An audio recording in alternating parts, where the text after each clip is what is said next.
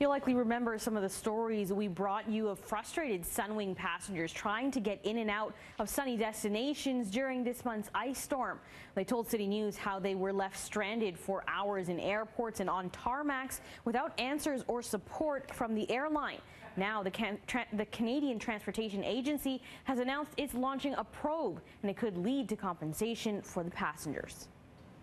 I'm 6'4", and even though I had purchased the extended seating, whatever it is they call it, you know, you're still cramped in the plane, and people were getting to be very upset.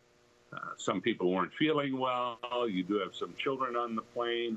You know, that's really a trying experience for those people. Back to the airport. Fred Botker says he and more than 100 Sunwing passengers spent about 7 hours stuck on the tarmac at Pearson on a Cuba-bound flight April 15th. Delays happen, and people that travel a fair amount understand that.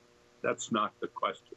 It's that amount of time. There's no excuse to leave people on a plane for that long. Botker says the flight was eventually rescheduled to the next day and then delayed again another 4 hours. He says what was most frustrating was the lack of communication from the airline. You couldn't find a Sunwing employee that had any answers. The Canadian Transportation Agency reveals between April 14th and April 18th, it received 89 complaints about Sunwing flights.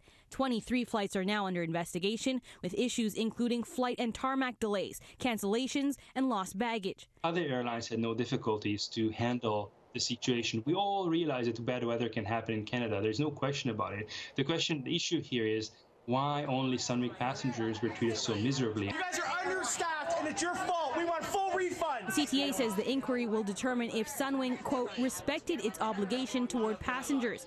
Botker says he's welcoming the probe. While he eventually canceled his trip and was reimbursed, 10 days later, he's still waiting for his luggage. They don't seem to care, and I've made numerous phone calls, tried to get through to Sunwing, baggage claim, baggage lost and found, and on the list goes. In a statement to City News, Sunwing is apologizing to customers, saying we share the concerns expressed by our customers and are looking forward to working with the CTA on this inquiry so that all the issues surrounding the flight and baggage delays can be made public and corrective actions can be implemented. We recognize that we fell short in providing our usual level of customer service, and we're working to improve our contingency planning to ensure that short staffing on the part of a service provider can never put us in this situation again.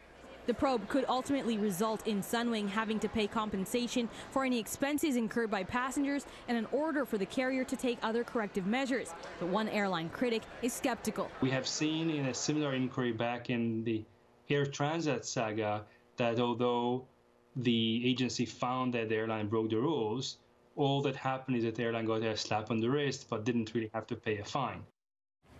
Now, Sunwing says it'll also be looking to tighten up its internal operations, scheduling, and communications around extreme weather events.